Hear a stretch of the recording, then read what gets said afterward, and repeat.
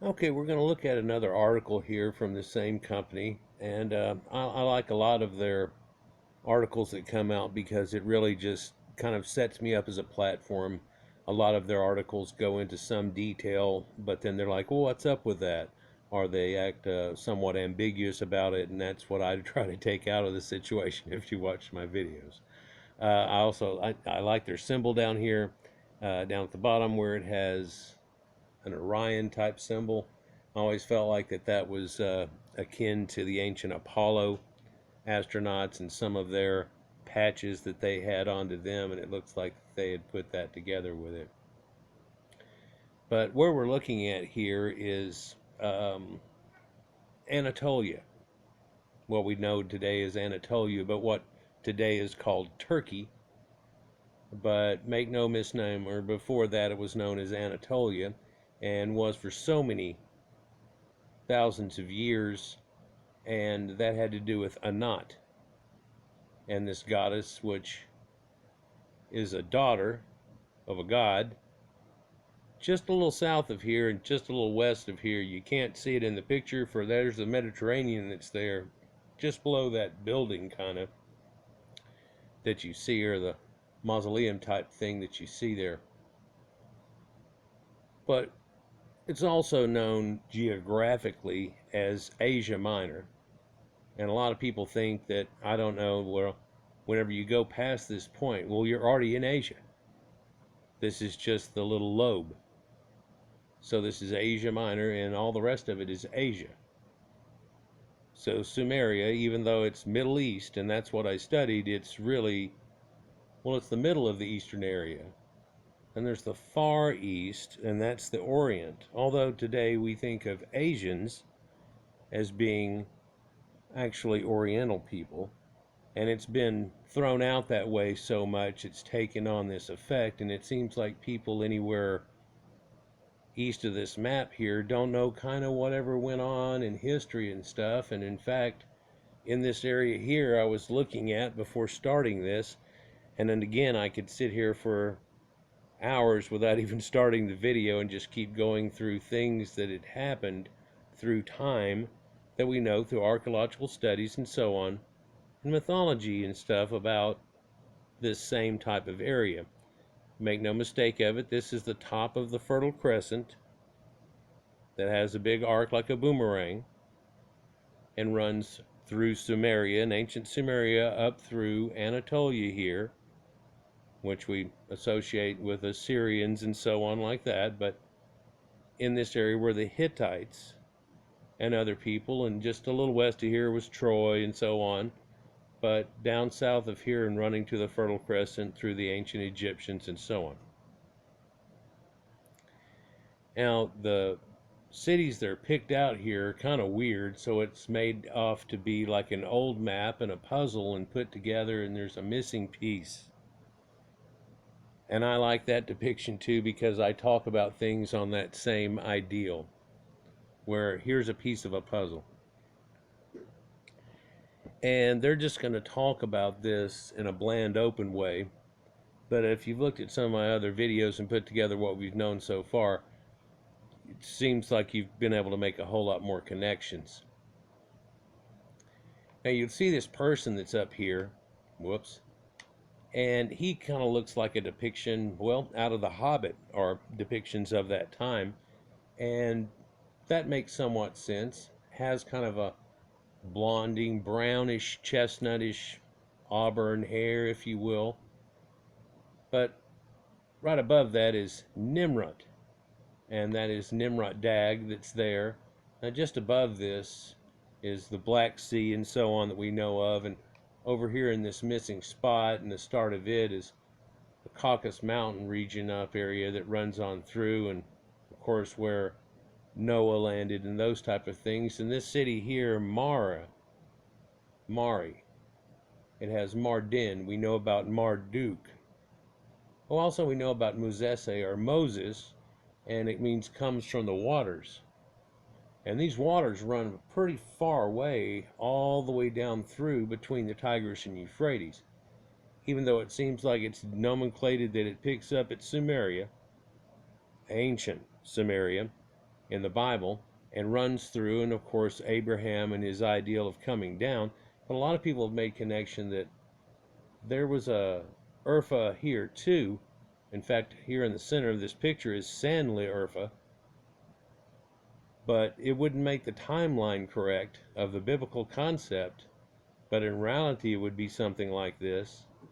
Then we see Sanli Urfa man dating back over 8,000 years, and he has these blue encrusted and set eyes that are there, but he also has, it's the world's first fully atomical, full body type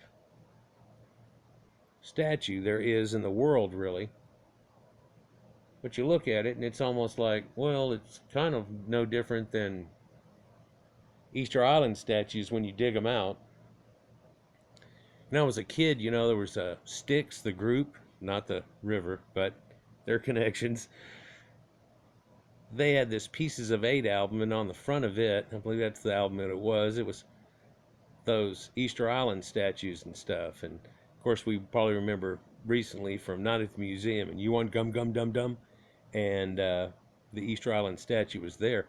But even in that thing, it's cut off just like a bust, but they've dug up a few of them and realized, no, those things have been there for a long ass time, and even though they may have propped them up and put them in the holes and did those things, there's a whole dig point, and there's a separate line on them when you go way deep, and it's like, well, they originally were here, and then time went whoa. But it looks like something happened much more than time. Maybe erosion happened. Maybe after they yanked all those trees and they had little mud floods and little situations, it just kind of went whoa over the top of them, and they're only about halfway done. But it looks conspicuously like that. But if I was to go deep into that, that would take its own video.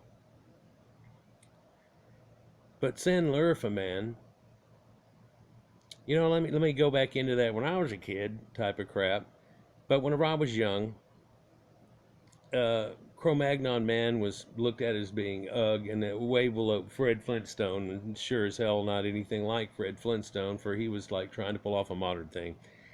And but we come to find out over time it actually works out to where it was quite like that, and they've even found stone wheel looking objects and everything, and like, what the hell is that? Well, it's got to have been an old grinding wheel or something. Well, you could stand that up. It's got a hole in the middle of it.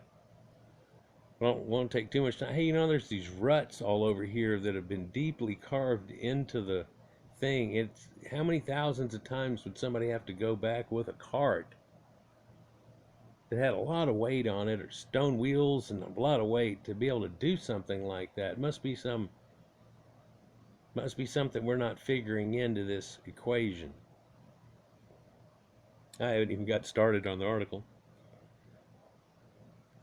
Somehow comes to mind one time I was arguing with one of the professors. It really wasn't an argument. It just turned into one of those things where the conversation ended. But we got to talking about a few different topics. Really wasn't in there for the thing that it ended up being. But all of a sudden I made connections with some artifacts that were found up in this area, with some artifacts that were found way over to the right, with some artifacts that were found all the way around the Mediterranean in North Africa and stuff, with some that were over here to the left, but it was over a different time period. And so it's like, not to go into it depth, but it's like, okay, well, they have this and they have this more advanced stuff, but they still have this, so that looks like a evolution of the same people going over time and everything. Yeah, okay, well, that kind of concept there with their newer stuff and everything goes to these people, and they've got it too, right? Yeah, well, that's only 16,000 BC, and the guy's like, oh, but you can't really make that connection. They go, well, yeah, I just did. It's right there. And they still have the stuff. So unless you're going to say they dug up some site and found it, and then they kept it or whatever, then you're going to have to go along with the idea that it's conclusionary, and it's a period of time going through and showing this era going through it, doing it. So here's this one at about 96 and 6,500, and people have made the connection between that one, but look, they've got the pieces of all the stuff except for the earliest thing. They don't have that, but they do have the other stuff. And so eventually something gets left behind. Like now you look at our modern vehicles and still got horsepower, but there ain't no horses. But there's still four wheels like a cart and everything else is going on. You know, Didn't like that far connection though at all whenever I made it. So it's like the same people. Come to find out, we've talked about this in 22,000 BC, 16, 18 actually, 16, 14. We've talked about each one of these things that I've talked about right now, and I don't want to go into each one of them and sites and how they have connectives going all the way down through. And the Natufians is what we come out to being, oh, you can't make that connection. Just did. For they did. It's evident. They all say it all together. There you go. Problem was, in this conversation with this guy at the time, Cro Magnon man was still looked at as being an archaic version of modern humans, but he was anatomically exactly like modern humans, so he was considered to be the first modern humans, but he was still kind of ugly, and they were like, he could speak and everything, but they didn't know if he could sing and stupid shit people were talking about, seriously. And I was like, well, he's still here at 16 because that's him. And there was a problem with that. Now, trying to carry him past that in the Ice Age was an impossibility back then. And this was in school. This wasn't when I was a kid. This is much later, although it was 30 years ago. Come to find out, Cro Magnon man is now called early European hunter-gatherers because they are all those people. What? Yeah, so again, I feel vindicated, but it was something that was simplistic in the blanket concept that people couldn't get over back then. They kind of had it, but they wouldn't go with it, if you know what I'm saying. But before that, oddly, I looked back in old research, and people had it. But sometimes they tarred and feathered them, and everything went the other way. And Darwin came in, and everybody just freaked out and went off in left field with bullshit. That's not what this video is about either. But we have there San Larifa, and then you see this other big place right here, Gizion Tepe, and you say Gaza Tepe, the hill of Gaza. Gaza Strip's way down there. Yeah, it is nowadays. Yeah. So mosaic, is that like Moses? Well, no, is that like mosaic tiles? Mosesi. These people that were living in this area at one time they talked about. Man, you could go off of it, but see this little T-shaped structure? That screwed up everything. No, it didn't. It actually revealed a bunch. It all of a sudden started smoothing out a timeline that I feel like whenever I was in school, I was fighting somewhat, and now it's looked at as being, but people are fighting and pulling on a rope so hard the other way, and they can't just walk up and look at it and make inevitable conclusions. And there are connectives and timelines between these. So many sites that have made connections, but nobody wants to take and put it all together, because when they do, that starts sounding like that Aryan theory and all this type of stuff. And you go, well, okay, forget that. This is just archaeology and everything that, well, you can't forget that, can you? No, you've been programmed in that one, haven't you? Huh. It's hard to fight through that, isn't it? Bullshit. Couple of generations. Göbekli Tepe, though, is right here, and that site threw a wrench in the whole concept, but they act like, okay, well, here's the popcorn moment. And it's like, well, y'all been playing with whenever they came up with popcorn a long time ago. In fact, y'all figured out that they had been messing with grain well before this time, but yet they weren't farming. They were apparently throwing the shit out and migrating after animals, and then coming back to that area and going, wow, and then eating that, and then going back and going, wow, and then going back and forth doing that. It sounds like mobile farming to me, but do we have any signs that these guys really migrated to the point that you say that they did? One problem with this whole concept is they talk about or they never talk about, is that everybody during the Ice Age was pushed down like this, pushed down in here. In fact, anywhere there was mountains, people were pushed away from that a little bit.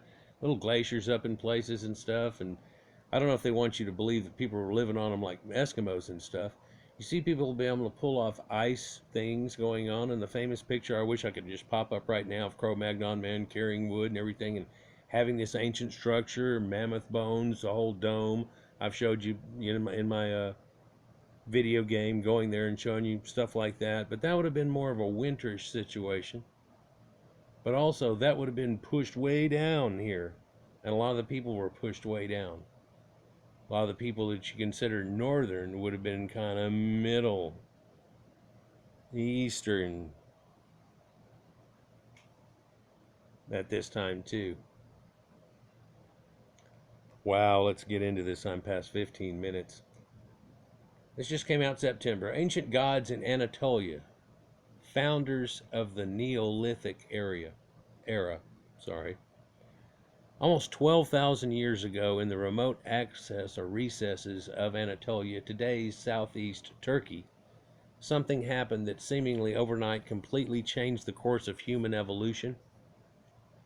Far-flung bands of hunter-gatherers who previously had wandered the landscape, apparently, existing today by foraging from whatever nature provided, suddenly gathered in one place, organized themselves into a workforce, and built huge megalithic structures for what seems to be religious purposes or astronomical or both, and invented agriculture, and it went with it, and the seasons and everything, giving birth to what is now called civilization. But some pieces of the puzzle are missing, like that map up there. Why did they do it? What motivated them? How did they learn so much so fast? The fact that something drastic occurred is recorded in the archeological records. And we do see that it happened, pow. But whenever I was younger, everybody, in fact, they still are, all up the ass of Egypt and how cool that it was, coming from the ancient Natufians into the Badarians and the people of the Nakata cultures that turned into the earliest dynasties here. In some of my videos, I've made connections with these ancient Sumerians, for they don't get any respect anymore, especially whenever Sitchin came out with his ideals. And we'll get to that here in a little bit. I hope this doesn't go to part 2. For this is an article that just gets chopped off. It's a premium article where they only go so far with it, and you have to pay to get into their club to go farther. But I'm willing to go quite a few different directions with it, and may do so in a part 2. But we realize now that civilization started in Sumer, just like the ancient archaeological record and archaeologists said,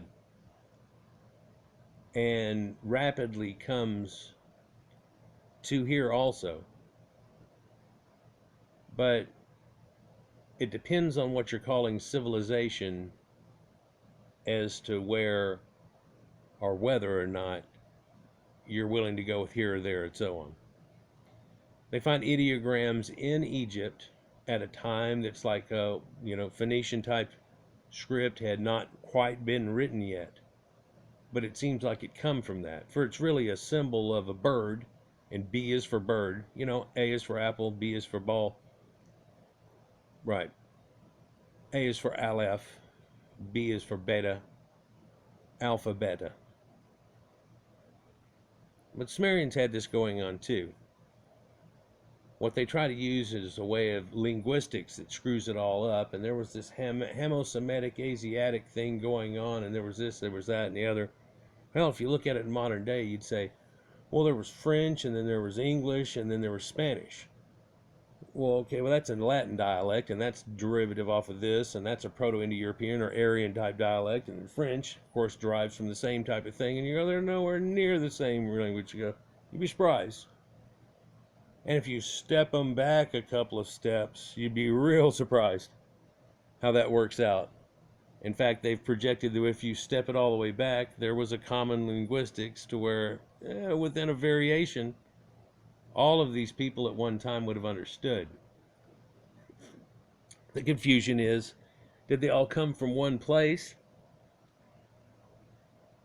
Or did they just have so many connections that it ended up spreading like that? And the answer is yes. For it goes from Sanskrit to Tarim Basin up in China, all the way through to Ireland, North African languages. Oh, it stops off there because of the linguistic effects they had.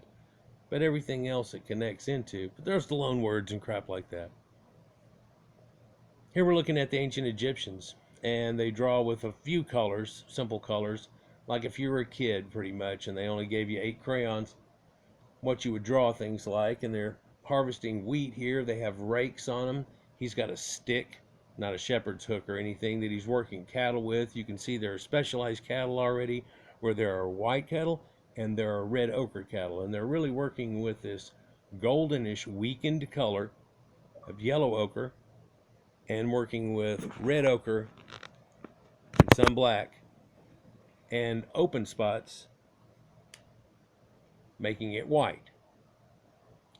And always when they show these type pictures, sometimes they show blonde people into them, but quite often they're just well tanned looking, and they'll have darkened hair or a wig on. They come to find out that they had problem with the cattle, with the fleas and all the things and the lice and bugs that come out of that, so they wore wigs quite often that would be able to control. And a lot of these people would take their thing, and this looks very pharaoh-ish, but I remember doing this when we were framing houses. It would go so hot in the middle of the Texas summer here, we would take and pull off our shirts, all except for the hoop, where you pulled it off inside out, if you will, and now you're just going to let it hang off the back. And if you think about that with the 2 sleeves and the things and the way it goes, it blocks the top of your back and looks pretty much like that. It'd get real bad, and we would wet them down and still stick them over our head. Oh, when you finally pulled it off, your hair looked like living hell. But especially when I had long hair and stuff, playing in a band when I was in that era. But anyhow, but this red ochre symbology goes way, way back before this, and we've talked about this in a lot of different videos that I've done. I don't want to go into it too far, but art of this time and the same people and going through this time in an era was kept by these ancient people, where the males are drawn, or the workers and everything else are drawn red ochre, and the females are drawn pale. You can see it in the Minoans and the Mitanni people and the Etruscans, and in even ancient Greece art. And it shows you that same effect. We've talked about how these were ancient blue-eyed people, and some of them had blonde and red hair. In fact, they have the mummies still showing that, but also the earliest dynasties were these crystal blue eyes, and that's quite unique. Egyptians with domesticated cattle and corn circa 1422 to 1411 BC.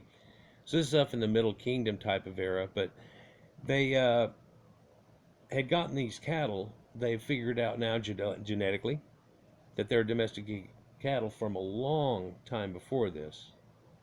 And these domesticated cattle had been procured in an Anatolian type area, which led to Sumer and also led to Egypt having both of these cattle. So there's a definite connective there in the first place. And they for millennia, it seemed, for hundreds of years now, it seems like they've tried to say, oh, it popped up like popcorn, like there's a bunch of popcorn, one pops up here, one pops up there, and it's like, but they're all the same people. That's popcorn.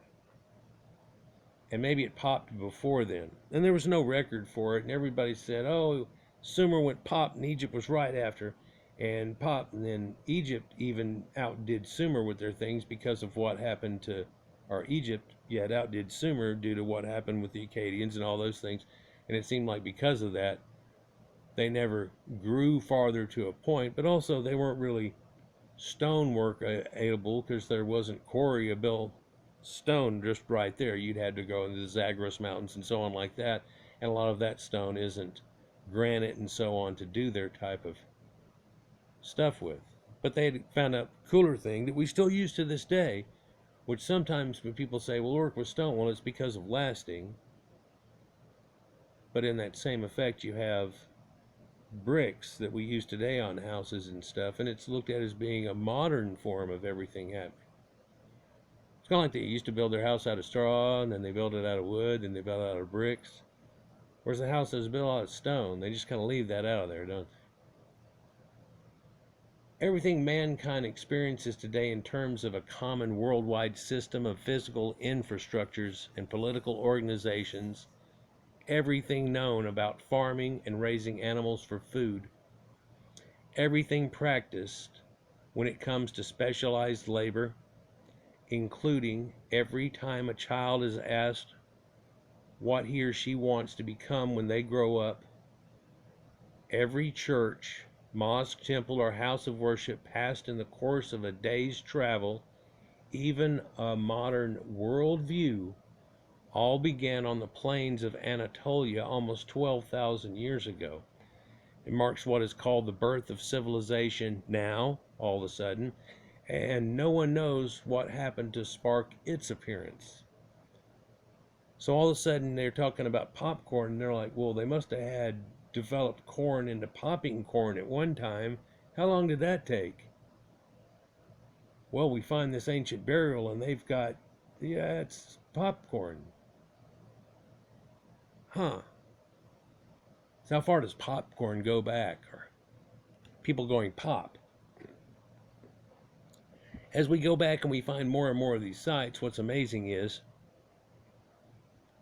it blends out that time that everybody wants to say something drastic happened here, here, here. Well, there were some drastic points of things happening, but in effect, it's a much more smoother effect than necessarily popcorn. For you have to take corn and make it better and better, and then somebody screwing up maybe in the first place, genetically trying to with it, it ends up becoming popcorn, and somebody threw it in the fire and it popped. Well, somebody ate one. That's good. Oh, well, let's try to put them in the little thing and then heat them up. Pop. Hey, oh, looky here, we got popcorn. Oh, I wonder if I could make that better. Orville Redenbacher.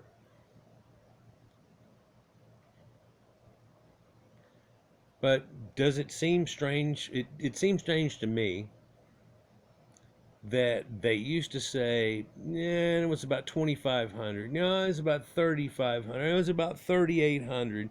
Oh, it was about 5,200. Well, it seems like it was about 8,800. Yeah. Oh, well, it's 12,000 years ago. And then in the modern day, we're looking at Göbekli Tepe and saying, well, these people were still hunter-gatherers, although all these plains out here could have been wild wheat, and they could have been going like crazy, and they do find grinding stones and things that look like they were making bread.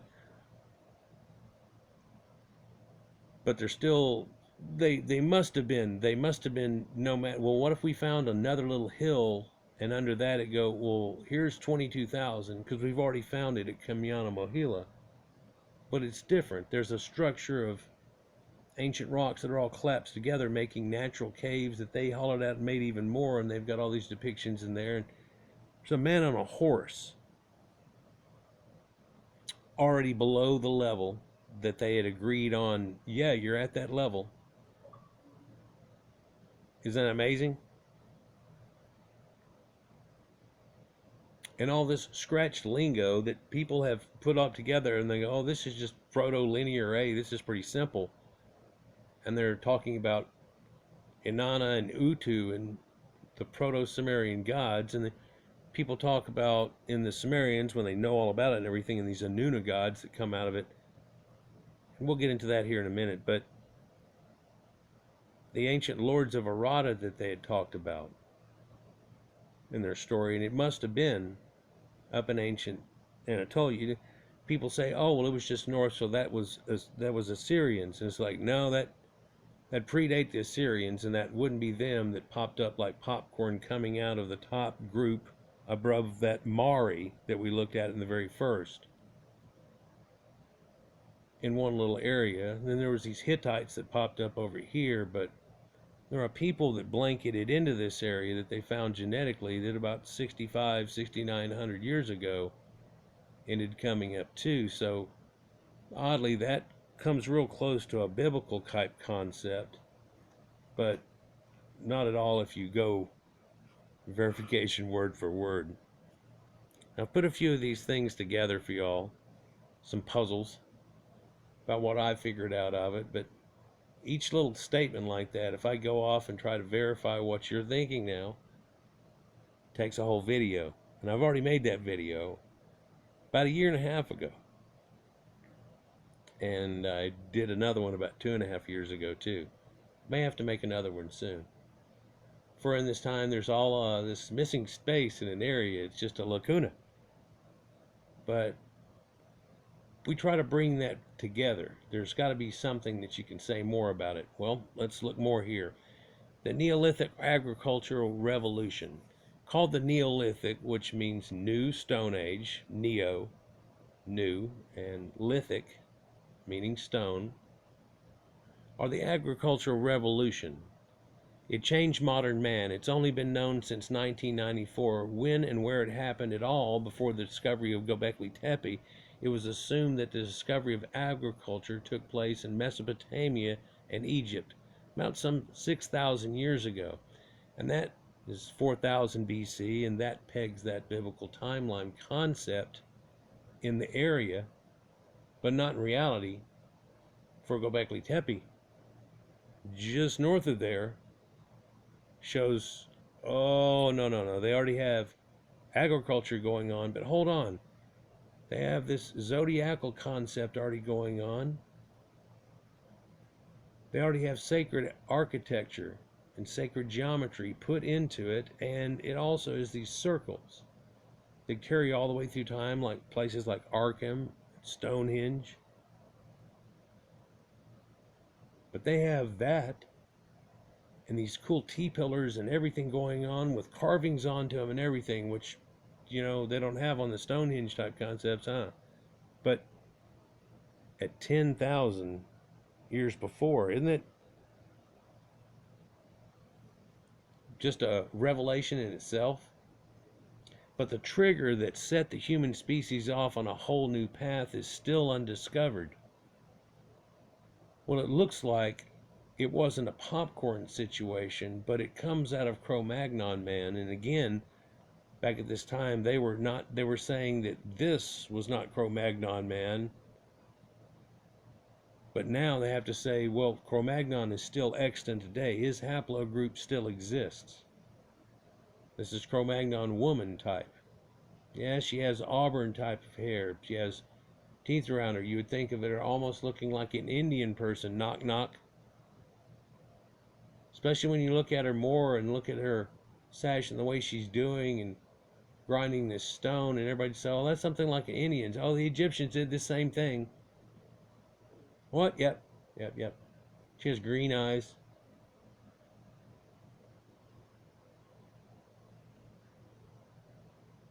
Did you have a real good tan?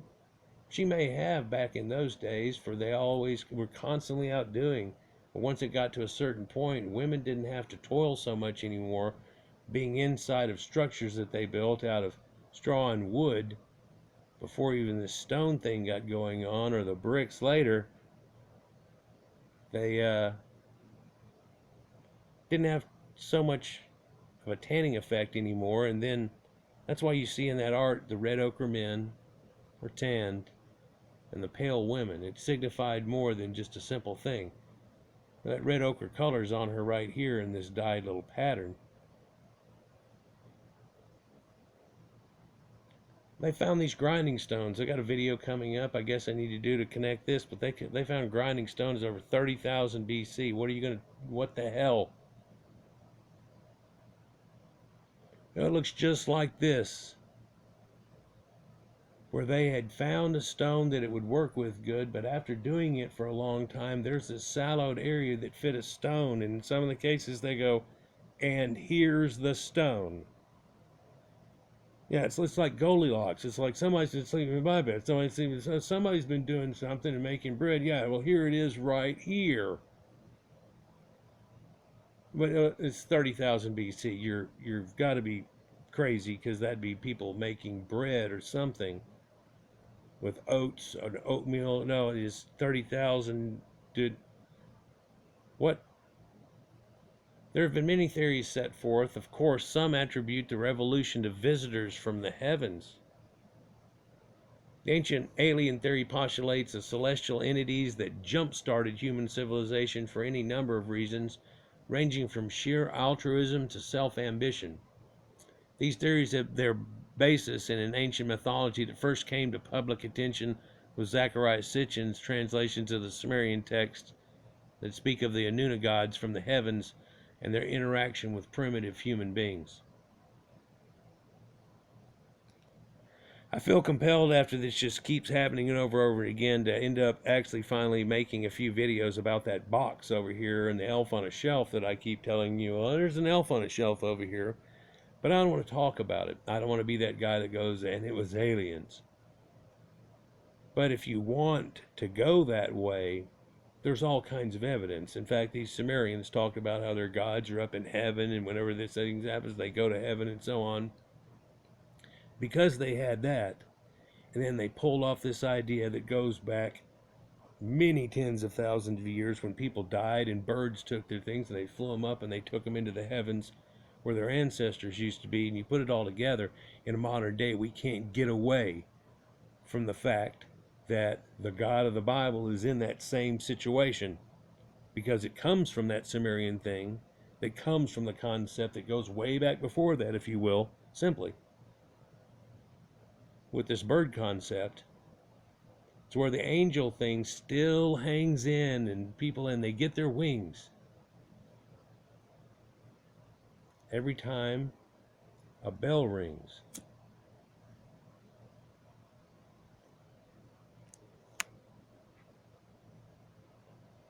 Leave down in the comments if you want me to make a video about that, but I'm sure to make it, and probably have 2 disclaimers during it, starting out with, okay, this is one of those ones with the elf on the shelf. I've done like 2 of these before, but way back when. Didn't get too many videos, but I go, here's an odd concept, just a theory. Don't freak out on me and think that this is what I'm hanging all my pins on, because it's just one of those things that people have put out there. I've got some crap that's an elf on a shelf that people don't usually put out there, and I can make some connections too. So all of a sudden it starts to get like some of those people that do the ancient aliens thing. Chariots of the gods, if you will. But we look back and you find people like this and you say, okay, well, they were at that level, da da da. Well, that's a whole lot better than we were willing to give credit for a long time ago. What you're not understanding is her fabric right here is pretty incredible feat. And this thing, how long does all this go back? Well, fabric will rot real quick unless an exact situation. But with these Denisovan artifacts they found recently, they found a bracelet, much like this, that goes around her wrist, and it's like a bangle. But it looks like it's been done with a hole saw and all polished up and just incredible. And it would have been back at this time. And as somebody that studies this stuff, it's like, so they had a jet engine too, huh? Because that's a derived technology that comes from way the hell later. Down a series of rivers and pipes and through the whole looking glass, da da da da. And it kind of fucks them all up whenever you turn around and you go, here's one. And it's hard to get somebody to get behind that and try to do any real research on it and carry it on, because everybody else is going, I don't want to touch it. I don't want to touch it. Well, we were digging out this area down to about here, and you said that it was 30,000 BC, and below that ash layer there was this thing that was there that apparently had been left long before that, but we're going to go with 30,000 BC, and it's this siloed out thing with a rock on it, and you look at it and you're like, well, they did a test on it now, and there's residue of oats and that ground up shit that was oats all in the little grooves that are left of it still to this day. What? Yeah, it's too particulate and stuff, but I don't think they can even get a real good genetic sequence out of it, but they put it through a grass chromatograph and it turned around and goes peg. And they said, well, let's put that through the thing that can do botanicals real good and everything. And they go, oats.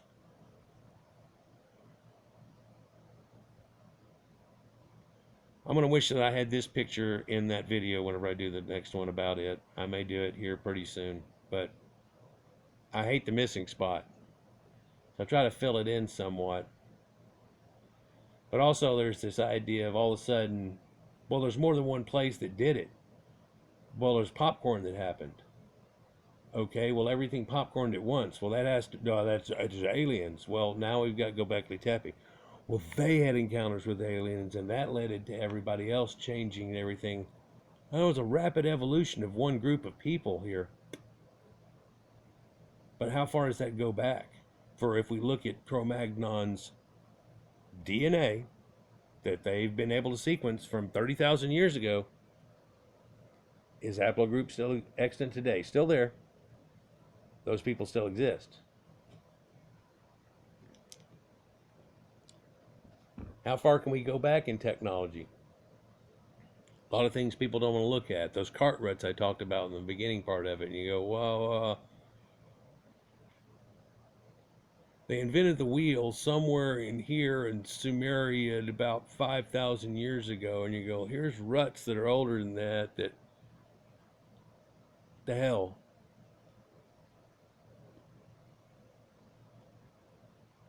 Well, I found a wheel up near this area, or an imprint of one that looked like it could have been used for a bunch of things, but it might have been a wheel. I mean, it could have been a potter's wheel and circular. It could have. How old is it? No, it's over 8,000 years, but nobody's going to say it's a wheel. We've all agreed. You all agreed, huh? Okay, so.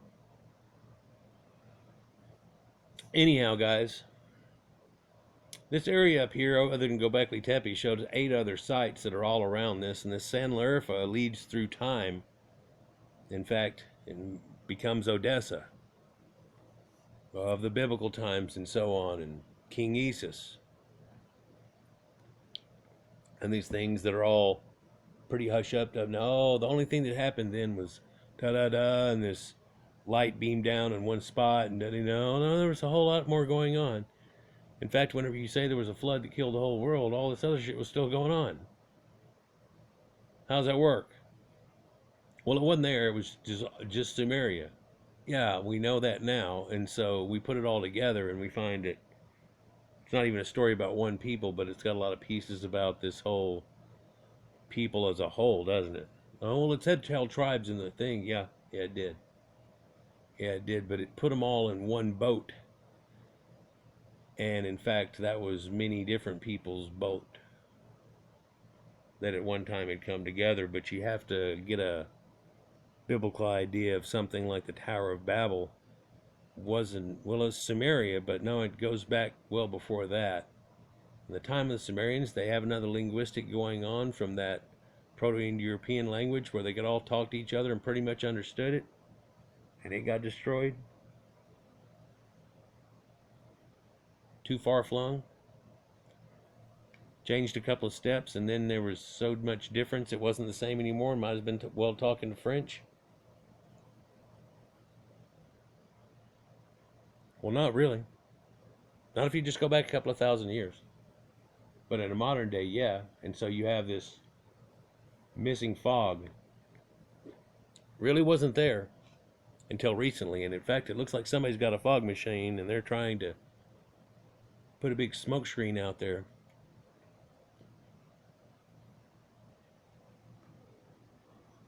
Smoke screen. Peace.